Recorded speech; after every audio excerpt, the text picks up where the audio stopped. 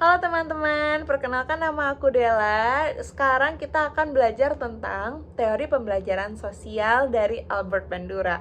Sebelum kita mempelajari teori pembelajaran sosial itu apa, yuk kita kenali dulu siapa itu Albert Bandura.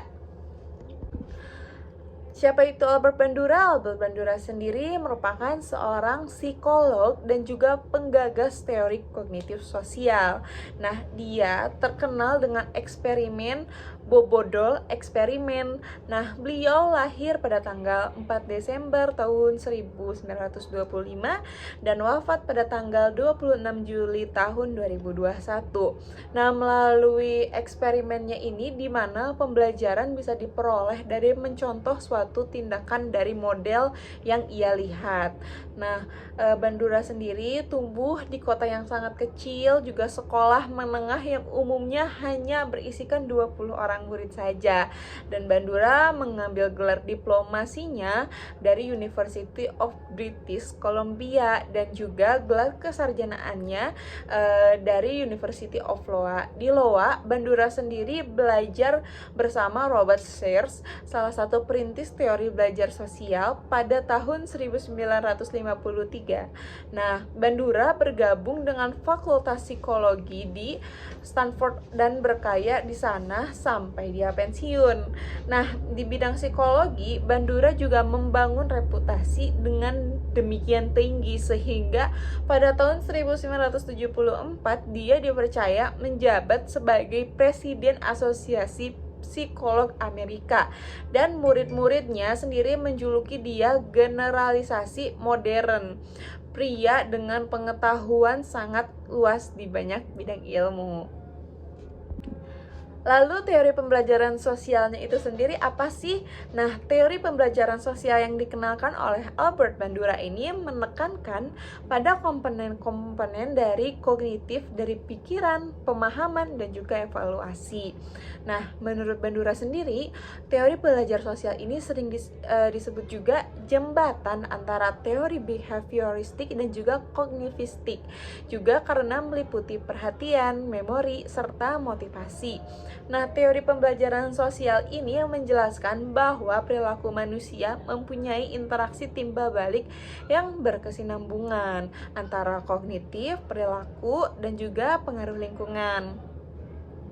Lalu kebanyakan perilaku manusia dipelajari dari observasional melalui permodelan, yaitu dengan mengamati orang lain atau model yang kita lihat, dan juga hasilnya berfungsi sebagai panduan untuk bertindak. Berbeda dengan perkembangan anak lainnya. Bandura menganggap setiap anak bisa belajar hal baru meski tidak melakukannya secara langsung. Syaratnya anak tersebut sudah pernah melihat tindakan tersebut melalui orang lain atau melalui model yang ia lihat, terlepas apapun medianya, entah medianya dilihat secara langsung atau kita medianya melalui media sosial kah, TV kah, atau apapun itu.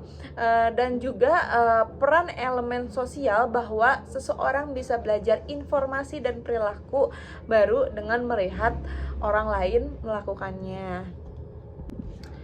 Bobodol eksperimen. Bobodol eksperimen ini apa sih?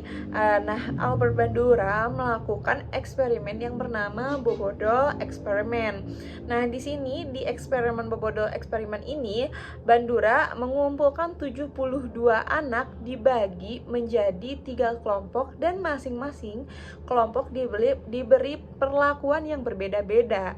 Nah, kelompok yang pertama, anak-anak diberikan tontonan orang dewasa yang melakukan sikap agresif. Ya, orang dewasa ini ada yang memukuli bobodolnya ini. Bobodol itu sendiri kan kalau jika kita pukul itu bisa berdiri lagi gitu. Nah, di anak-anak ini dipertontonkan video seperti itu, video orang dewasa yang memukuli boneka Bobo ini. Nah, lalu kelompok kedua itu anak-anak tidak dipertontonkan hal-hal yang agresif seperti itu. Mereka disatukan dengan orang dewasa dengan melakukan hal sehari-hari aja yang seperti biasa. Lalu yang kelompok ketiga, kelompok kontrol disatukan. Nah, lalu setelah diobservasi, dilihat aktivitasnya dan yang terjadi, ternyata kita juga sudah pasti sudah akan menyangka bahwa yang akan bersikap agresif itu pasti kelompok pertama. Kelompok pertama melakukan lebih melakukan agresif karena menonton video itu. Nah, kesimpulannya bahwa anak-anak belajar sosial yaitu dari tindakan orang lain, entah apapun medianya, entah kita melihat videonya kah, atau kita melihat secara langsung, atau kita menonton tayangan, ya berarti anak-anak itu akan melakukan tindakan sesuai dengan apa yang dia lihat. Ada unsur utama dari pembelajaran sosial ini. Yang pertama ada perhatian, yaitu seorang anak memperhatikan tingkah laku objek untuk melakukan tindakan. Lalu yang kedua, mereka merekam peristiwa yang setelah mereka memperhatikan, mereka merekam peristiwa itu. Lalu reproduksi gerak karena mereka memiliki motivasi di dalamnya untuk melakukan tindakan itu. Jenis-jenis peniruan. Nah, jenis-jenis peniruan ini ada 5. Yang pertama, peniruan secara langsung. Yang kedua, secara tidak langsung. Yang ketiga, secara gabungan. Yang keempat, sesaat. Dan yang kelima itu berkelanjutan. Nah, secara langsung ini peniruannya seperti apa sih? Yaitu meniru tingkah laku yang ditunjukkan oleh model secara langsung melalui proses perhatian. Contohnya seperti apa? Contohnya seorang anak yang sedang merekam tindakan gurunya yang sedang melakukan kegiatan senam, lalu anak tersebut mengikuti tindakan yang dilakukan gurunya, yaitu mengikuti senam yang dilakukan gurunya. Lalu yang kedua, tidak langsung, yaitu peniruan melalui imajinasi atau pemerhatian secara tidak langsung. Nah, contohnya seperti apa sih? Jika misal seorang anak melihat model di Instagram bergaya foto pada zamannya, dan lalu anak itu kemudian mengikuti gaya foto seorang selebgram yang ia lihat di media sosialnya. Lalu yang ketiga itu gabungan. Gabungan itu apa sih? Yaitu peniruan yang menggabungkan tingkah laku yang dihasilkan dari peniruan langsung dan tidak langsung. Nah, peniruan yang dihasilkan dari langsung dan tidak langsung itu maksudnya seperti apa sih? Contohnya, misalkan seorang anak bermain game Mobile Legends yang sedang happening sekarang ini. Nah, misal kita melihat tutorial cara bermain Mobile Legends ini melalui YouTube. Nah, kita melihat, misal seorang anak ini melihat melalui YouTube.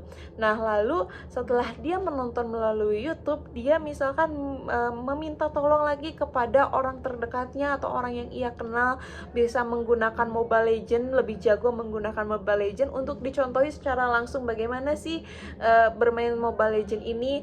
Lalu model yang ia lihat secara langsung ini memberikan contoh secara langsung kepada si anak ini gitu. Nah, maka dari itu beliau menggunakan peniruan gabungan, karena dari peniruan langsung yaitu dengan model yang menunjukkan kepada dia secara langsung dan tidak langsung melalui contoh di YouTube atau tutorial di YouTube. Lalu peniruan sesaat, yaitu peniruan yang bersifat sementara dan hanya terjadi pada saat tertentu saja.